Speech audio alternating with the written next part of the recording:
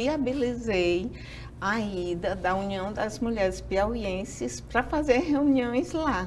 Sim. Mas as demandas eram tantas que disseram que eu não poderia estar participando das reuniões de mulheres nem fazendo o teatro lá. Sim. E eu digo, tá bom, só que eu não fiz. Não, não cedeu. A gente deve desobedecer quando for Exatamente. possível. E quando eu fui pensar essas mulheres no sindicato, eu achava que eu ia encontrar, assim, na verdade, mulheres que estivessem brigando, que estivessem tomando esses microfones na força. E, na verdade, vocês me mostraram uma coisa totalmente diferente. Naquela sutileza, transformando aquela realidade aos poucos. Você não pode trazer essas mulheres para cá, mas você obedeceu essa ordem dada pela direção? Não, você continuou fazendo teatro, você continuou formando mulheres, você continuou buscando trazer essa transformação para a instituição. E com o seu convite, por isso que eu disse que fiquei muito feliz, eu retomo a minha pesquisa, que é contemporânea, que é importante para falar sobre essas questões. Ontem mesmo, dando uma olhadinha nas notícias a respeito de assédio, de combate ao assédio moral, ao assédio sexual, eu fui dar uma olhadinha na página do sindicato e vi que já tem um canal para essas denúncias, e é importante a gente fazer pesquisas sobre essas estatísticas, como os bancos, como o sindicato está agindo nesse sentido, né? Então, é um novo olhar para a pesquisa. E a gente vai tocar num ponto que acontecia, mas a gente não nominava, que era o assédio moral. Sim. Porque no momento que você está sendo colocado em xeque a tua competência e está sendo falado, às vezes, de forma agressiva, às vezes falava, vá tomar seu gardenal com alguma colega. Exatamente. Quando ela já no limite, aí ela reagia assim, né, de forma...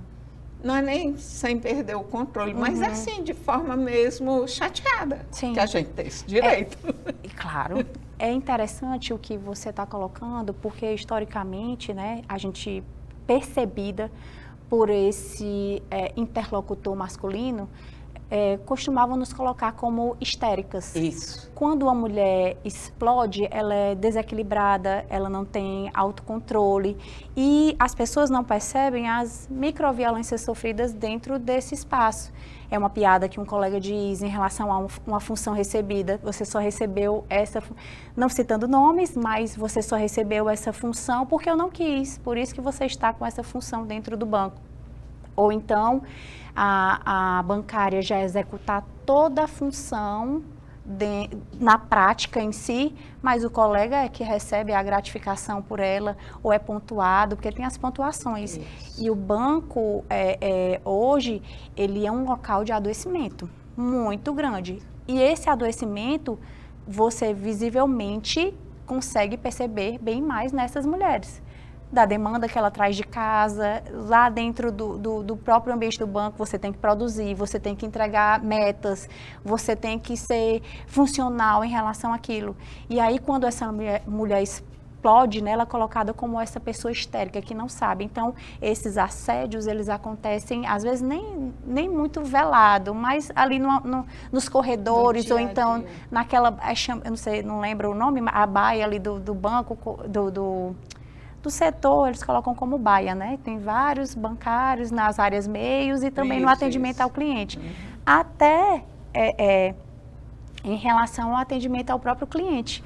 Eu lembro de uma fala das minhas entrevistadas que o cliente gritou com ela, quando ela chamou, eu não lembro se foi com você, o cliente gritou e disse muita coisa para ela que ela tinha que resolver. Quando o chefe imediato veio, a fala dele já foi diferente, então essas questões também eram percebidas em relação ao público que frequentava esse banco, né? E o gerente deu a mesma resposta que eu tinha dado, com a maior calma, aí o cliente aceitou. Mas por quê? Porque ele era homem, né? Então, aquela resposta era satisfatória para ele, porque estava vindo de um igual e não de um diferente. E a gente tinha que mostrar essa competência também junto aos sindicalistas, não só no banco, mas quando a gente estava liberada para o sindicato, aí dobrava o trabalho e tudo.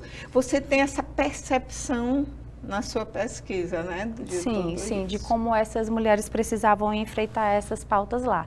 E aí, muitas vezes, esse interlocutor masculino, né, que estava ocupando os cargos de direção, ele queria empurrar, ele dizia nas notas do jornal bancário, que também foi uma das minhas fontes de pesquisa, que estavam chamando essas mulheres para sindicalização, para participação dentro dos sindicatos, mas tinham espaços reservados para essas mulheres, que eram os departamentos femininos, que deviam pensar sobre pautas relacionadas ao social, né, as associações. Eu lembro que a minha mãe esteve também como representante dentro, acho que da Caixa Econômica, da PCF, nessa parte social, está lá a plaquinha com o nome dela, Marivalda Albuquerque, que esteve presente em uma dessas gestões.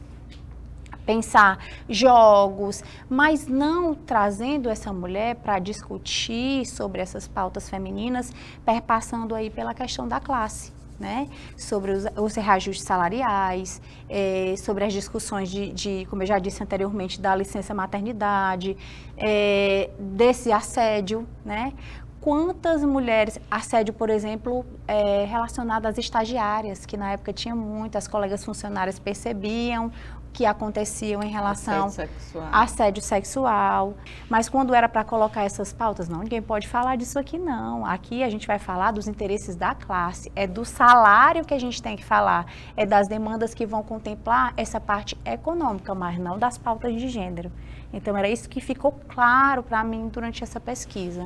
E nós trouxemos muito sobre o assédio moral que acontece, a maioria com mulheres, e também sobre assédio sexual. A gente trouxe muito essas pautas para dentro do sindicato. E o adoecimento por causa dessa jornada difícil dentro do sindicato. Difícil, né? Extensa.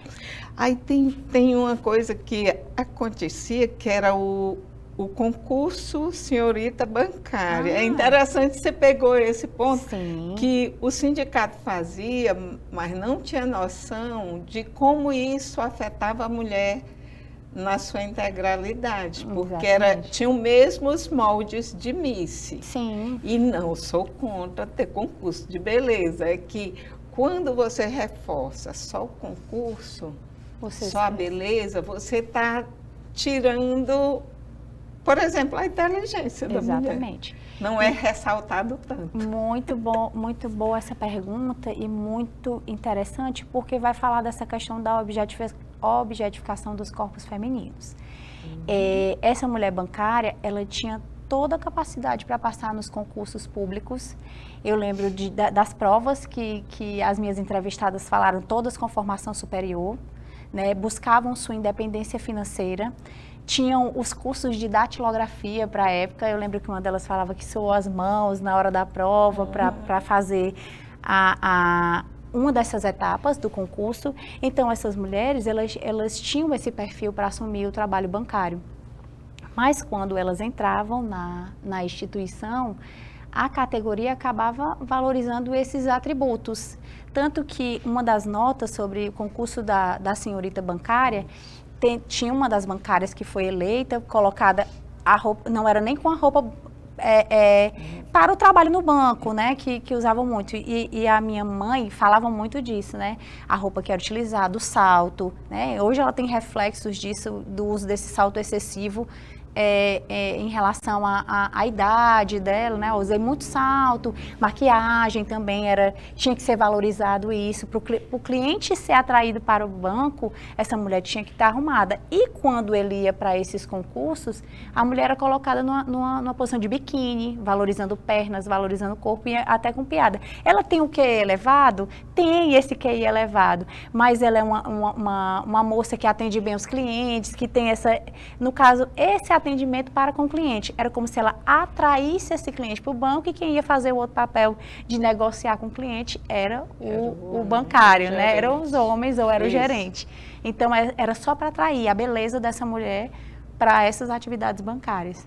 E isso deixou bem claro para mim no análise desse concurso, né? E a gente provoca essa mudança. Essa mudança não é natural, né? Essa mudança de concepção. Sim. Porque acabou esse tipo de concurso, sim, né? Sim, Pelo sindicato. Exato. Hoje, uma coisa interessante que eu tenho observado nessas organizações do sindicato, as festinhas que tem, pensam mais nos colegas que estavam ativamente nessa luta da década de 80, da década de 90, jamais festas ou grupos relacionados a brigar por esses direitos hoje, em relação aos idosos, aos que estão aposentados, são mais atuantes os aposentados até do que os que estão ainda na ativa, porque eu percebo que eu não, assim, olhando essa estatística de fora, mas pretendo ainda me dedicar, quem sabe num doutorado sobre essa pesquisa, afastou um pouco as pessoas do sindicato. Houve uma queda